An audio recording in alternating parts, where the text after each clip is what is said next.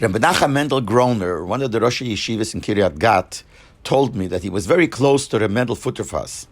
They actually were mishpacha also, and he used to go to his house, and he used to go to his house, etc., etc. So he told me many things about Mendel and also his connection to the Rebbe.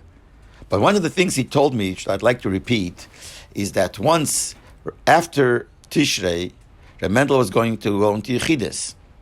And he sat down and he prepared a settle to wrote to the Rebbe, to give to the Rebbe, and he had written 10 shilas, 10 questions that he had to ask the Rebbe.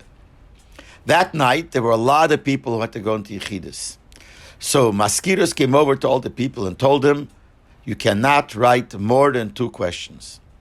There's so many people, and there's not enough time, so you cannot write more than 2 questions. And they told this to Rabbi Mendel of Futerfas also, and he as a Kabbalah Selnik sat down to rewrite his settle. He sat down, he thought about which are the 2 most important questions of his letter, and he rewrote his settle, and he only wrote 2 questions.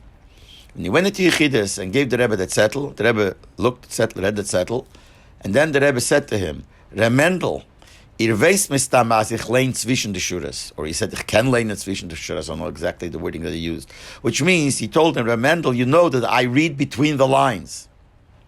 And then the Rebbe started answering him 2 questions, 2 shilas he had, but not the 2 shilas that he wrote in this Nutzettel.